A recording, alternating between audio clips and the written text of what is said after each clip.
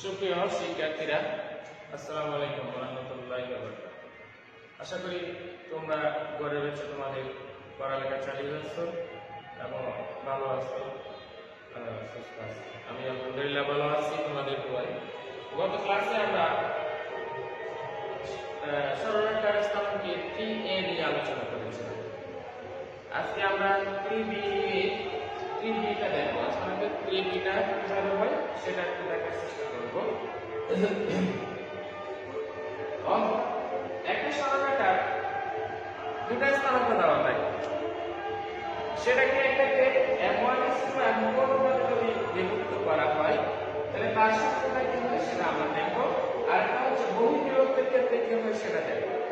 অর্থাৎ একটা সরলরেখাকে কোন অনুপাতে কি করবে, একটা সরলরেখাকে একটা অনুপাতে বিভক্ত করা, অর্থাৎ 1:2, 3:3, 4:1 এভাবে বিভক্ত করে থাকে, সেটাকে আমি বলছি m1:m2 অন্তর্বিভক্তের ক্ষেত্রে। অর্থাৎ ভিতরে মাঝখানে যদি বিন্দুটা বিভক্ত করে থাকে তাহলে তার স্থানাঙ্ক কত হবে।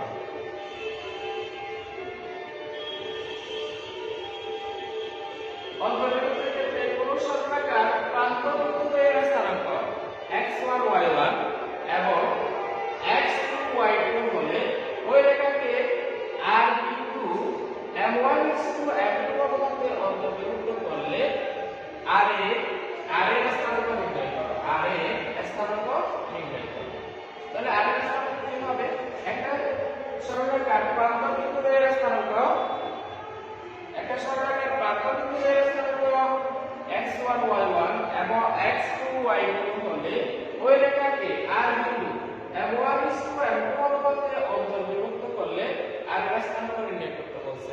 তাহলে একটা সরলরেখার প্রান্তবিন্দু দেওয়া আছে, AB একটি সরলরেখা, AB একটি সরলরেখা। তাহলে AB সরলরেখার স্থানাঙ্ক দেওয়া আছে x1 y1 এবং কি x2 y2। আর বিন্দুটা ওই সরলরেখাকে m1:m2 অনুপাতে বিভক্ত করে, অর্থাৎ এখানে হচ্ছে m1 আর এটা হচ্ছে কি m2। তাহলে r এর স্থানাঙ্কটা বা r এর মানটা আমরা কিভাবে নির্ণয় করব সেটা আমাদের বের করতে বলছে। তাহলে r এর মানটা বের করার জন্য আমাদের দেখতে হবে কি rx, y, অর্থাৎ r এর স্থানাঙ্কটা হবে m1x2 m2x1। অর্থাৎ যে অনুপাতটা বিভক্ত করে তার প্রথমটা এবং এই বিন্দু x এর মানটা, অর্থাৎ x2 প্লাস মাঝখানে প্লাস m2টা এর পরে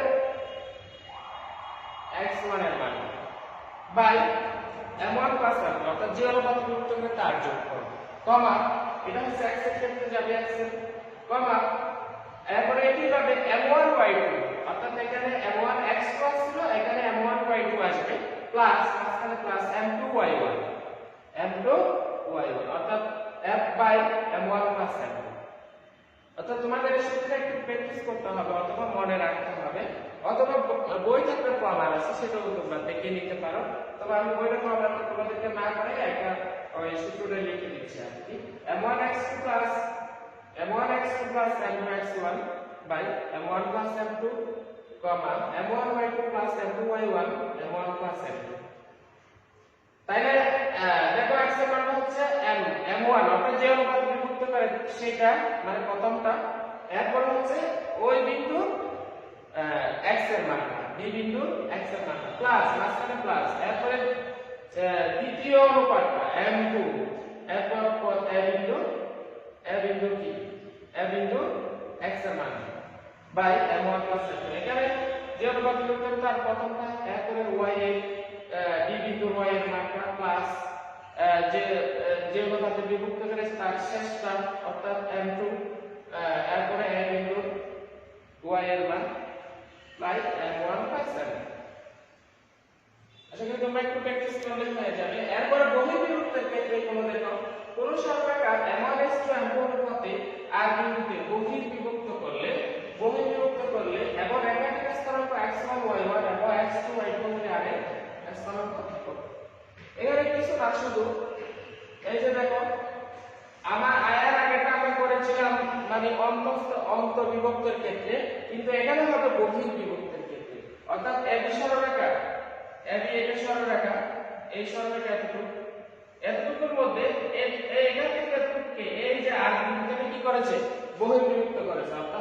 হচ্ছে m1, দ্বিতীয়টা হচ্ছে কি m2। তাহলে এই যে এক সরলরেখাকে এক অনুপাতে যদি বহির্বিভক্ত করা হয় তাহলে আরএমএস স্থানাঙ্ক কত হবে? অর্থাৎ আর যদি এক সরলরেখাকে বাইরে কি করেছে, বহির্বিভক্ত করেছে বা বহির্বিভক্ত করেছে, তাহলে তার স্থানাঙ্কটা আমাদের কিছু না, শুধু এখানে শুধু মাইনাস প্লাস আছে, শুধু এখানে কি করব আমরা মাইনাস করে দেব। এখানে প্লাস আছে, শুধু কি করে দেব মাইনাস করে দেব।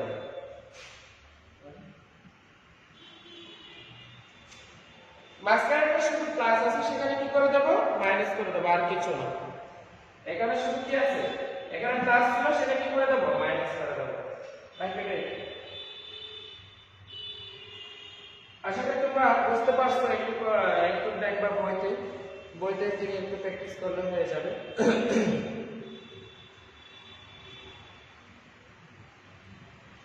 এরপর আমরা যাব ত্রিভুজের বর্গকেন্দ্র।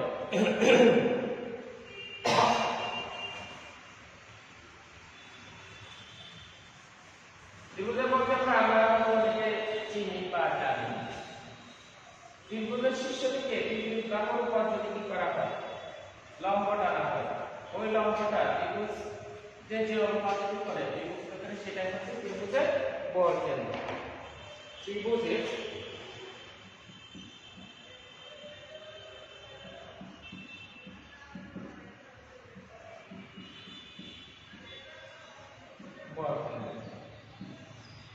ত্রিভুজের বর্গকেন্দ্রটাকে একটু দেখো। আমরা ত্রিভুজের লম্ব কেন্দ্র আছে, অর্ধকেন্দ্র আছে, বর্গকেন্দ্র আছে, সেটা আমরা এই যে ত্রিভুজ মনে করো এবিসি একটা ত্রিভুজ, এবিসি একটা কি ত্রিভুজ। এই ত্রিভুজের থেকে আমি ত্রিভুজের শীর্ষবিন্দু আছে, শীর্ষবিন্দু থেকে বিপরীত বাহুর উপর যদি লম্ব টানা হয়, তাহলে এখান থেকে এই যে এখানে যদি লম্ব টানা হয়, এই বিন্দু থেকে যদি এই বিন্দুতে একটা কি করা হয় লম্ব টানা হয়, এবং এই বিন্দু থেকে এই বিন্দুতে যদি একটা লম্ব টানা হয়, তাহলে এই যে আমরা দেখতে পাচ্ছি একটা বিন্দুতে যেটা সেট করেছে সেটাকে বর্গকেন্দ্র বলা হয়। একে কি দ্বারা প্রকাশ করা হয়, জি দ্বারা প্রকাশ করা হয়। ত্রিভুজের বর্গকেন্দ্র 2:1 অনুপাতে কি করে, ত্রিভুজের বর্গকেন্দ্রটা 2:1 অনুপাতে বিভক্ত করে। অর্থাৎ ত্রিভুজের বর্গকেন্দ্রটা এটা হচ্ছে 2 আর এটা হচ্ছে 1, 2:1 অনুপাতে কি করা হয় বিভক্ত করে। ত্রিভুজের বর্গকেন্দ্রটা অর্থাৎ এদিকে বর্গকেন্দ্রের এই পাশে হবে 2 ভাগ, এই পাশে হবে কয় ভাগ 1 ভাগ। একইভাবে ত্রিভুজের বর্গকেন্দ্রের এই পাশে হবে এই পাশে হবে 2 ভাগ, এই পাশে হবে কয় ভাগ 1 ভাগ। একইভাবে এখানে এই পাশে থেকে এখানে হবে 2 ভাগ, এই পাশে হবে কয় ভাগ 1 ভাগ। অর্থাৎ সি বিন্দু থেকে ত্রিভুজের এই বাহুর বিপরীত বাহুর উপর 2:1, এ বিন্দু থেকে বিসি বাহুর উপর বর্গকেন্দ্র কত অনুপাতে বিভক্ত করে 2:1 অনুপাতে বিভক্ত করে। অর্থাৎ ত্রিভুজের বর্গকেন্দ্রটা ত্রিভুজের বিপরীত বাহু থেকে শীর্ষ থেকে বিপরীত বাহুর উপর লম্ব রেখাটা 2:1 অনুপাতে কি করে অন্তর্বিভক্ত করে। এটা তোমরা সবাই জানো। তাহলে ত্রিভুজের বর্গকেন্দ্রটা নির্ণয় করার সূত্র কি, এখন আমি সেটা দেখাবো। একটা ত্রিভুজের শীর্ষবিন্দুগুলো যদি দেওয়া থাকে, যেমন x1 y1, x2 y2, x3 y3,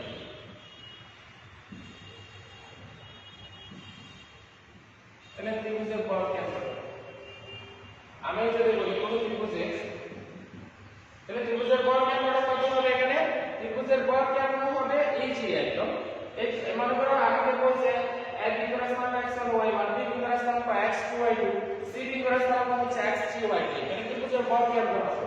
তাহলে ত্রিভুজের বর্গকেন্দ্রের সূত্র হচ্ছে কি x এর দ্বারা যোগ করে 3 দ্বারা বা x1 x2 x3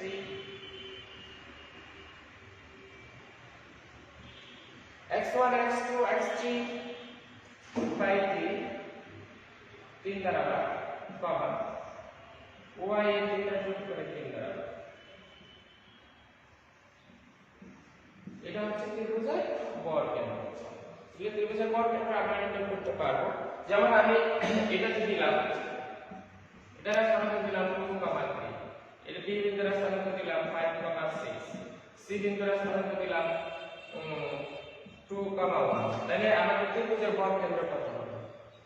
তাহলে ত্রিভুজের বর্গকেন্দ্র জি সমান x এর তিনটা যোগ করে কত দ্বারা ভাগ 3 দ্বারা ভাগ তাহলে x এর মান হচ্ছে 2 b বিন্দুতে x এর মান হচ্ছে 5 প্লাস c বিন্দুতে x এর মান হচ্ছে 1 ডিভাইডেড বাই 2 কমা এবার y এর তিনটা যোগ করে ভাগ a বিন্দুতে y এর মান হচ্ছে 3 b বিন্দুতে y এর মান হচ্ছে 6 c বিন্দুতে y এর মান হচ্ছে 3 তাহলে তারা ভাগ করলে আমরা পাচ্ছি এখানে 6 আর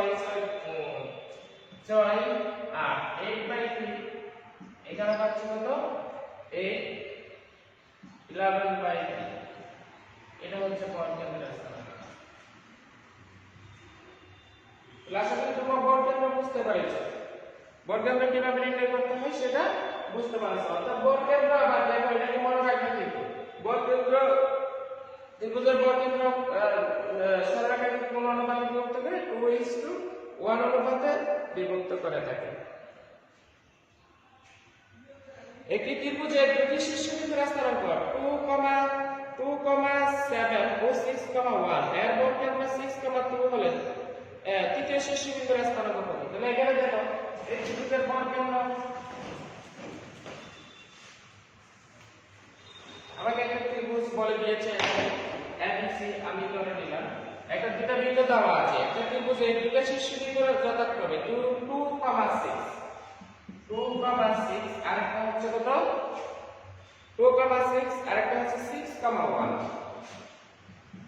এখন এই যে বর্গকেন্দ্রের জি সমান দেওয়া আছে জি এর স্থানাঙ্ক দেওয়া আছে কত জি এর স্থানাঙ্ক দেওয়া আছে 6,4 দেওয়া আছে আমাকে বলছে এই সি বিন্দুর স্থানাঙ্কটা নির্ণয় করতে সি বিন্দুর স্থানাঙ্ক কত সেটা নির্ণয় করতে তাহলে সি বিন্দুর স্থানাঙ্ক কিভাবে নির্ণয় করব যে সি এর মান কত সেটা নির্ণয় করতে বলছে তাহলে সি বিন্দুর স্থানাঙ্ক আমি ধরে নেব মনে করি সি বিন্দুর স্থানাঙ্ক কত x, y তাহলে আমরা বর্গকেন্দ্রের সূত্র জানি x এর তিনটা যোগ করে 3 দ্বারা ভাগ y এর তিনটা যোগ করে 3 দ্বারা ভাগ তাহলে আমাদের বলছে তৃতীয় শীর্ষবিন্দুর স্থানাঙ্ক কত একটা ত্রিভুজে দুইটা শীর্ষবিন্দুর স্থানাঙ্ক দেওয়া আছে একটা হচ্ছে 2,7 এবং আরেকটা হচ্ছে 6,1 এবং বর্গকেন্দ্রের স্থানাঙ্ক দেওয়া আছে অর্থাৎ জি এর মানটা দেওয়া আছে অর্থাৎ জি এর স্থানাঙ্কটা দেওয়া আছে জি এর স্থানাঙ্ক হচ্ছে কত 6,4 তাহলে আমাকে তৃতীয় শীর্ষবিন্দু সি এর স্থানাঙ্ক বের করতে বলছে তাহলে আমরা এখানে বের করতে পারবো তাহলে কত হবে সি এর স্থানাঙ্কটা আমাকে বের করতে হবে তাহলে শর্ত মতে আমরা কি লিখতে পারি মনে করি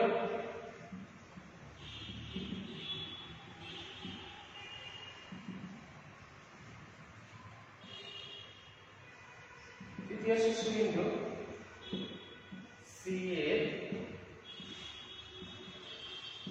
স্থানাঙ্ক x, y এখন শর্ত মতে আমরা লিখতে পারবো 2 + 6 + x / 3 কমা আরেকটা লিখতে পারবো কত 7 + 1 + y / 3 সুতরাং এখানে হবে কত 8 + x / 3 এখানে হবে কত 8 + y / 3 সুতরাং 8 + x / 3 এখানে x এর মান কত x এর মান হচ্ছে 6 এবং 8 + y / 3 হচ্ছে 4 8 + x = 318 x হবে 10 কারণ ওখান থেকে 8 চলে যাবে তাহলে আসলে লেখা আছে 8 + y হবে 12 সমান সমান y হবে 4 অর্থাৎ তৃতীয় শীর্ষবিন্দুর স্থানাঙ্ক আমরা পেয়ে গেছি 10, কত 10,4 আচ্ছা আশা করি তোমরা বুঝতে পারছো পরবর্তী ক্লাস দেখার জন্য সবাইকে ধন্যবাদ জানিয়ে আজকের মতো এখানে শেষ করলাম আল্লাহ হাফেজ